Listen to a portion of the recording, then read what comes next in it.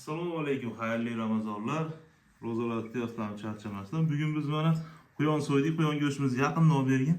Mana ziravorlar bilan yaxshilab bir kun oldin mana ziravorlar qo'shib, tuzlarni qo'shib tayyorlab qo'yapmiz. Mana xohlasa ertaga bir jazlab sho'rva qilamiz. Akalar, shifolik istagan shifokorlardan, istagan yoshi ulug' odamlardan so'rab ko'rishingiz mumkin. Quyon go'shti juda foydali ekan, chunki o'zimda sinadim. Ko'pchilik men quyon go'shti yemayman. Bu deydi, lekin mana monsinoni juda go'zal. Lekin akalar umri davomida tonnalar nost cheka oladilar. Sigaret cheka oladi, boshqa narsalarni cheka icha oladi, lekin quyon go'shtida men quyon go'shti yeyman. Men 40 yoshimdan keyin yeganman. Mana islomda dinimizda halol, xudo xohlasa. Juda chiroyli. Haligi sog'ligim ham men ham oldin ko'p noto'g'ri ovqatlar yedim ekan, o'ylab qarasam, mana hozir sog'ligim xudo xolasa noliydiganmiz. Xudoga shukr, zo'r. Yaqinda Fayzi o'pkamani test qildirib ko'rdimda. Instagramda chiqib qoldi.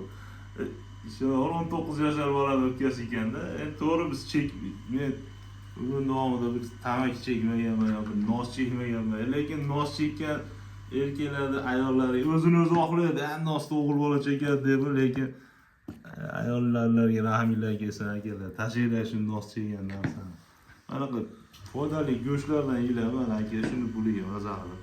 Mana o'zini o'zi ovutaman deb erkaklarga ovqat deb o'yam, erkak chekadi nosni deyish o'yammi, bilmadim. Mana akalar, bu haqiqiy erkakning ovchini ovqati mana qilib bo'ladi, mana. Xudo xolasa. Haqiqiy erkakni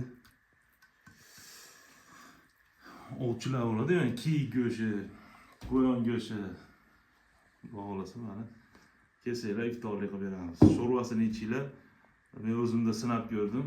Ancha sog'likka juda katta foydasi bor. Bir marta ichib turib ular yonsa, hammasini bitta qozonga, bitta sog'lik yeb to'yib olmaslik kerak. Bir chetga olib qo'yib, muzlatgichga olib qo'yib, sekin-sekin 3 kun yoki 4 kun, bir kun sho'rvasini, qaynatma sho'rvasini, bir kun jazlab qovurma sho'rvasini, bir kun qovurilgan dimlamasini, 3 kun xudo xolasa, menga desa 3 kun sho'rvasini ichingda. Ancha-muncha dard, ancha-muncha kasallikni, ancha-muncha organizm tozalab olar ekan quyon go'shti. Quyon go'shtida xuddi asalga o'xshab, bu faqat foydali go'sht ekan. Asalga o'xshab juda foydali mahsulot ekan. Assalomu alaykum va rahmatullohi va barakatuh. Kelinglar, iftorlik qilamiz. Andijon viloyati Qo'rg'ontepa tumani, Navro'z mahallasi, Haqiqat ko'chasi 11-uydamiz. Telefon qilinglar. Quyonchilik haqida qanaqa bilganlarimiz bo'lsa, yangi ish qo'llardan bo'lishamiz. Sog' bo'linglar.